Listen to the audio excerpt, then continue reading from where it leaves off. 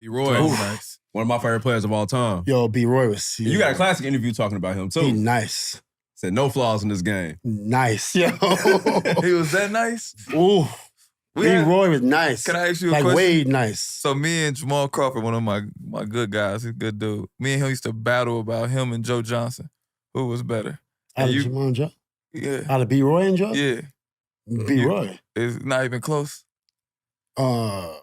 Nah.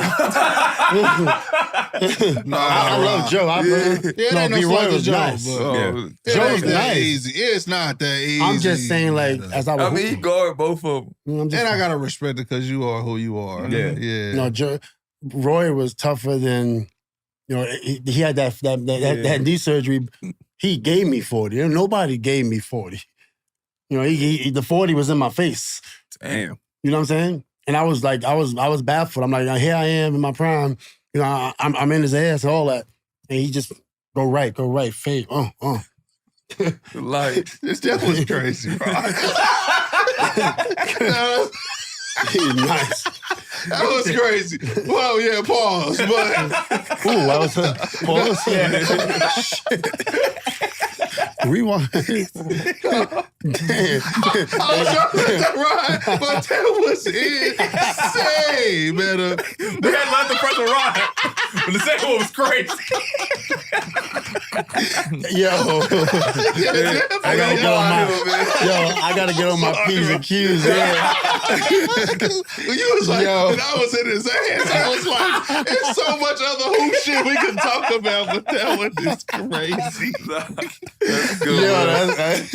I just caught all. That was crazy, man. Hey, Dane, Dash, Cam, I apologize. No. But I can respect that because you definitely guarded all the best players in the league, so your word goes a long way. Nah, he was nice. I got him up out of there early. We put him out as, in the we played them in the first round. Yeah.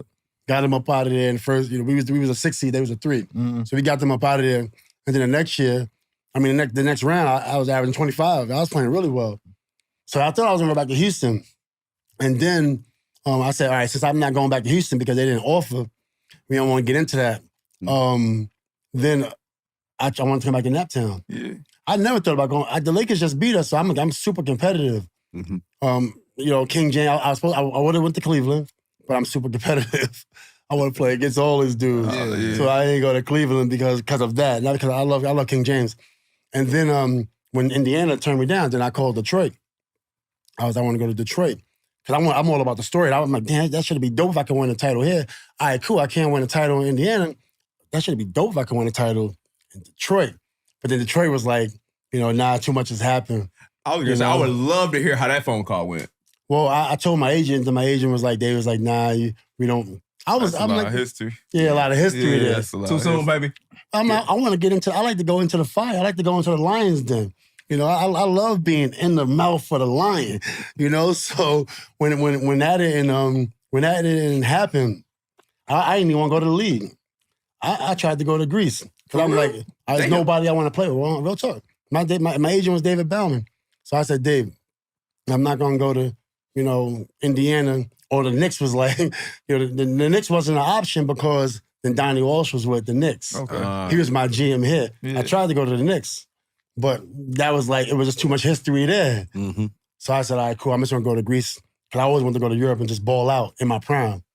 But then I get a call from the Lakers, midnight. And my agent said, the Lakers, they want to talk to you. And I was like, for what? They just beat us, man. What do they want to talk about? They want you to join their team. I'm like, I called my family, met with Dr. Bus the next morning, and that was it. Champion. That was it.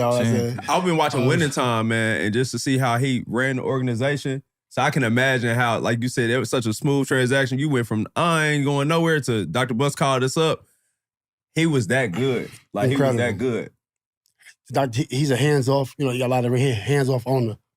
He's never, you can't go to Dr. Bus and say, oh, I'm upset because I ain't playing. Mm-hmm. He can say, you got to talk to the coach. Well, you can talk to him. So you feel like you're a part of the organization. Yeah. You feel like you really in tune with the owner. He's incredible. He's incredible. R.I.P. Dr. Bus. Absolutely. Sure.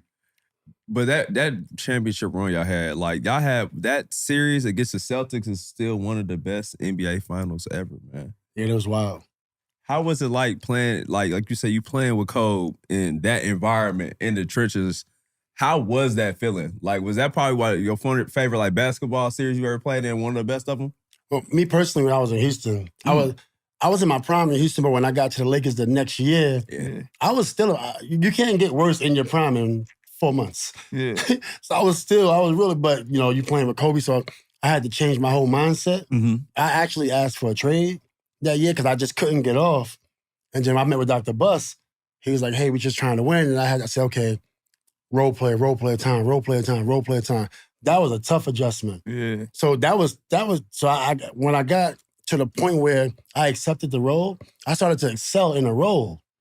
And it's hard being a volume shooter, then going down to 5 shots, maybe 8, missing shots. You 0 for 4 one game. I feel like 0 for 20. 20 for fact. I feel like they 0 be for open 20. too. Don't miss the open ones. Oh my goodness, Yeah. So then I had to get comfortable with being a role player and almost being a bad player. Yeah. So from that perspective, it was a hell of a run. Kobe was incredible. And what was the first part of the question? My bad. I was kind of ranting. No, you're good. I was just saying, like, that environment, like, how was it? Because, like, we all watched that as fans, like, still, like, that was one of the best series ever. Nah, it was crazy. So playing as the Celtics, me and Paul got history from Indiana Pacers. Mm-hmm. So when we was, with the Lakers Pacers, with the Lakers and Celtics, it was tough. It was like a mirror. It was two very identical teams. Yep. Mm-hmm. We win game 1, they come back and win. We go to their place, get the first win. It's back 2-1 our favor. We had home court. They won the next 2. In game 5, Kobe scored 25 straight points. And I'm just in awe. We in the finals, and I'm just like, for about 4 or 5 possessions, I'm just like, this dude is incredible in my head. Yeah. I'm not even focused on the game. I'm like, this is incredible. This dude got all our points. I'm trying to win a title, and he's doing it without our help. We was playing defense, but he's pretty much doing it all himself. We lose the game. And then we was down 3-2. And then Phil Jackson came to me and was like, I need you to get buckets. He said, I need you to score. And I was like, really? And I did not expect to hear that. My mindset was just work. Yeah. Then I came out, I had 4 points in the prior game, 4, then 2. Then in game 6, I get 18. Then game 7, I get 20. Yeah. So I was like, he gave me that extra confidence, to put the ball in the basket. Yeah. I'm like, I've been waiting for you to tell me. Yeah, you been holding me back. Yeah, but it was an incredible run. You really kept your jersey on that whole day? Oh my goodness. It was crazy. I won my first title. I was involved. Mm-hmm. It was a different feeling because I'm like, oh my goodness, I had a big game. Yeah. It's like, so everything was complete. I had a great individual career. I got a defensive player of the year. I was trying to get MVP. That didn't happen.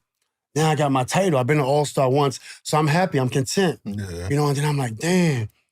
I just didn't. I kept my finger tape on. I didn't want to take nothing off. Damn. I went out. We partied too. I went out everywhere. I went to like 7 different clubs. I ended up in the studio with Dre, recording Champions Part 2, blowing it down. That was the end of my night. It was wild. Then I gave Chris Brown my jersey because I was just so excited. Yeah. And then I was super excited, and Chris Brown was there. He was like, yo, let me get that jersey. And I was like, damn, you really want my jersey? Yeah. Hell yeah, you can have it. You wish you had that shit back now, don't you? Nah, well, I was like, just don't lose it. It was just like, you know what I mean? Just don't lose it. Like, this is important to me. Yeah, facts. I signed it, and to this day, somebody went to his house, and he still got the jersey. Oh, well, that's dope. I respect that. Like, yeah, that's dope. Yeah, man, I was just so happy that, that jersey, it meant something to me, and for somebody like him in his prime, Yeah. to ask for it, I'm like, hell yeah. Nah, that's